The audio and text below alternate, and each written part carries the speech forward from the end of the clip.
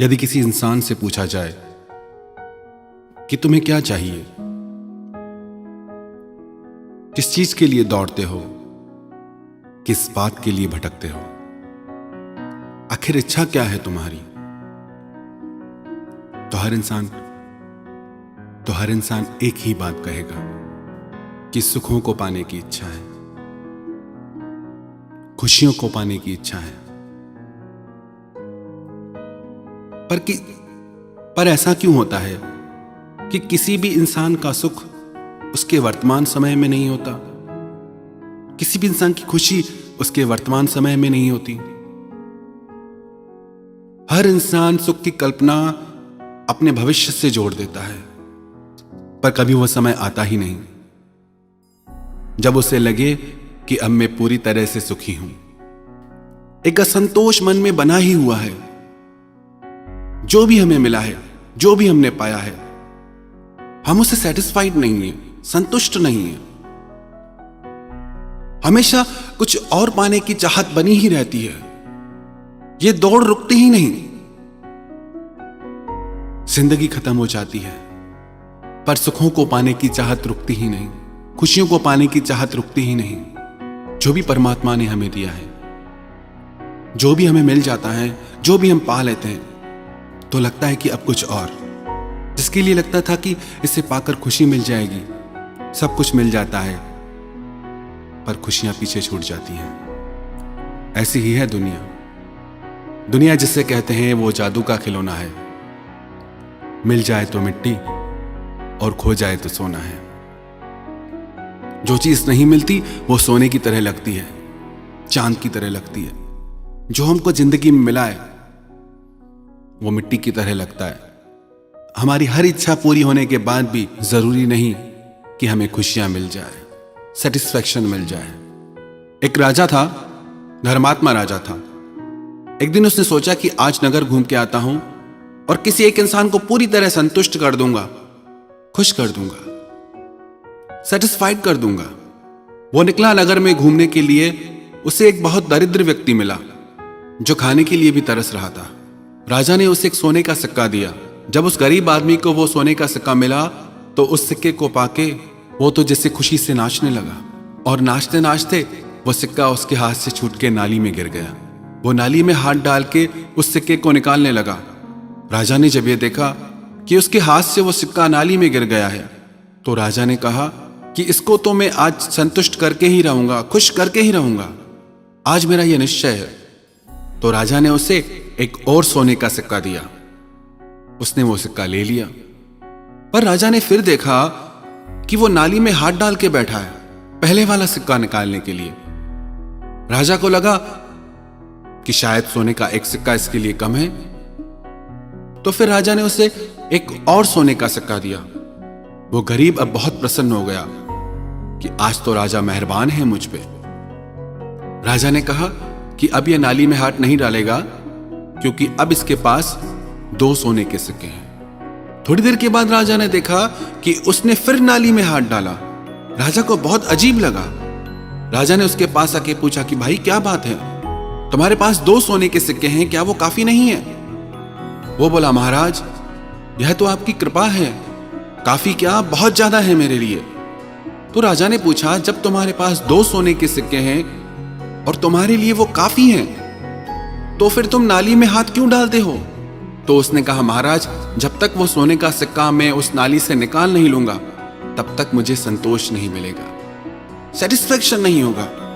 इस बात को सुन के राजा को यह ज्ञान हुआ कि इंसान को जितना मिल जाए, इंसान कभी संतुष्ट नहीं हो सकता। जो भी उसे मिल जाए उसकी कदर नहीं करता, उसकी चाहतें हमेशा बढ़ती रहती है।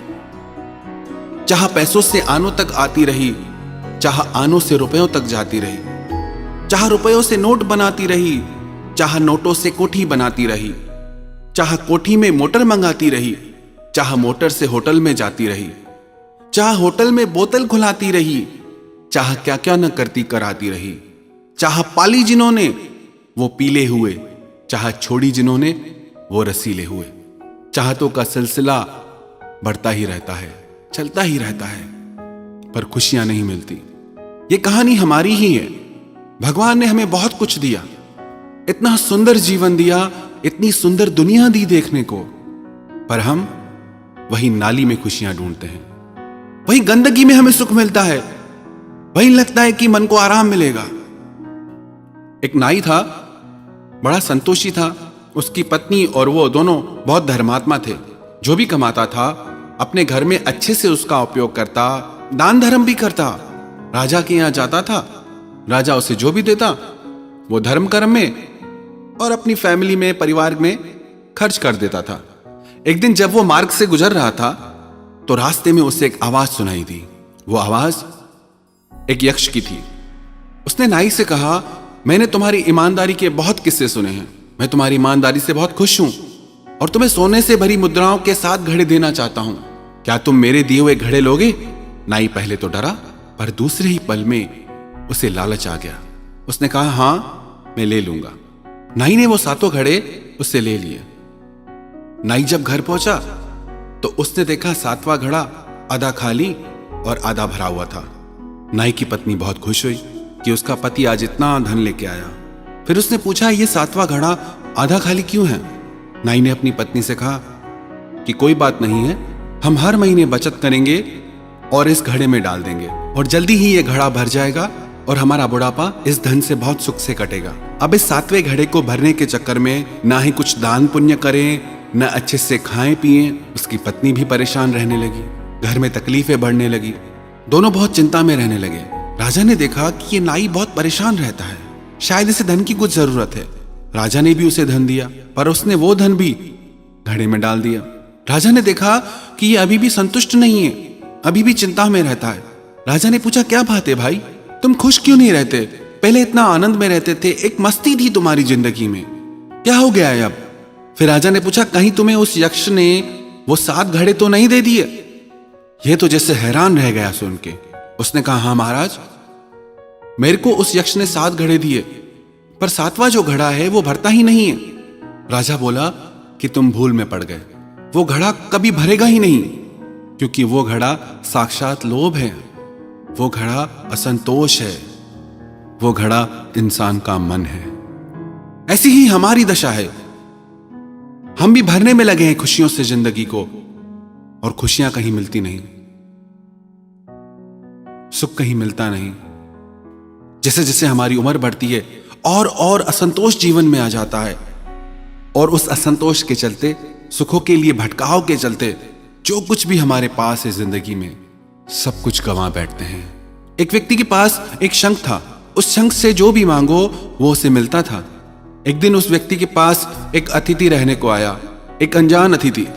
उसके पास भी एक शंख था, पर वो ढपोल शंख था। उससे एक मांगो तो 1000 लाख करोड़ देने की बात कहता, लेकिन कुछ देता नहीं था। अतिथि जब उसके घर रहा तो उसने कहा कि मुझे भोजन चाहिए। इस व्यक्ति ने शंख से भोजन के लिए बोला तो भोजन तुरंत प्रस्तुत हो गया। वो जो भी मांगता गया शंख के द्वारा तुरंत प्रस्तुत हो जाता। उस व्यक्ति ने कहा कि भाई, आपका शंख तो बहुत अच्छा है, पर मेरा शंख आपके शंख से भी ज्यादा अच्छा है। वो व्यक्ति धूर्त था, उसने सोचा क्यों न मैं इससे ये शंख लूट लूं। उसने कहा कि जो मेरा शंख है वो एक मांगने पर 1000 लाख करोड़ देता है। तो उस व्यक्ति ने कहा कि मुझे करके दिखाओ। तो वो अतिथि ने अपना शंख निकाला। उसने बोला कि मुझे धन की आवश्यकता है, मुझे 1000 रुपए दो। शंख से आवाज आई, 1000 क्या, तुम लाख मांगो, करोड़ मांगो, जितना चाहिए उतना मांगो। फिर वो अतिथि बोला, नहीं नहीं, अभी मुझे कुछ नहीं चाहिए, जब जरूरत होगी तब मांग लूंगा। वो व्यक्ति ये सब देख रहा था। उसने कहा कि देखो मेरा शंख तुम्हारे शंख से कितना अच्छा है। उसने कहा, आपको मेरा शंख चाहिए, आप मेरा शंख रख सकते हो, आप भले आदमी लगते हो, मुझे ज्यादा की लालच नहीं है, मेरे को आपका शंख दे दो, मेरा तो एक वस्तु से भी काम चल जाएगा। अभी ये व्यक्ति लोभ में आ गया, लालच में आ गया, और अपना शंख उसे देकर उससे ढपोल शंख ले लिया। जब वो व्यक्ति गया तो उसने उस शंख से कुछ मांगा। शंख बोला, एक क्या, 1000 मांगो, लाख मांगो, करोड़ मांगो। वो बोला कि 2, पर शंख एक ही बात को दोहराता गया, 1000 मांगो, लाख मांगो, करोड़ मांगो। फिर वो समझ गया कि ये शंख कुछ भी देने वाला नहीं है। ऐसे ही हमारा मन है। हजार लाख करोड़ की कल्पना करता है, बातें करता है, दौड़ता है, भटकता है, खुशियों के सपने दिखाता है, सुकून के सपने दिखाता है कि ऐसा हो जाएगा तो खुशियां मिल जाएगी, शांति मिल जाएगी, इतना धन मिल गया तो मैं खुश हो जाऊंगा। पर कभी कहीं सुख दिखता नहीं, खुशियां दिखती नहीं। बार बार मन आपको धोखा देता है कि भविष्य में सुख मिलेगा, और हर बार हम इस ढपोल मन की काल्पनिक बातों में आ जाते हैं और अपनी सारी जिंदगी गंवा देते हैं। मन कहता है कि अगर ये इंसान हमारी जिंदगी से जुड़ जाए तो हम खुश हो जाएंगे, अच्छा जीवन साथी मिल जाए तो जिंदगी में खुशियां आ जाएगी। कितनों की जिंदगी में खुशियां आई, ये पदार्थ मिल जाए तो हम खुश हो जाएंगे, इतना धन मिल जाए तो खुश हो जाएंगे, ऐसे संबंध हो जाए तो हम सुखी हो जाएंगे, कुछ प्राप्त हो जाए तो सुखी हो जाएंगे, कोई पद मिल जाए तो सुखी हो जाएंगे। पर चाहे जितना भी प्राप्त हो जाए, हम खाली के खाली रहते हैं। वही असंतोष मन को घेरे रहता है। याद रखना, हम जहां हैं, जिधर हैं, अगर हम उस घड़ी, उस पल में खुश रहना सीख लें तो हमारी खुशी हमारे साथ है। जो पाया है, जो भी परमात्मा ने दिया, यदि हमने उसमें संतोष कर लिया तो हमने खुशियों का राज पा लिया, खुशियों का खजाना पा लिया। और यदि जो पाया है अगर हम उससे खुश नहीं तो हम कभी खुश नहीं रह सकते।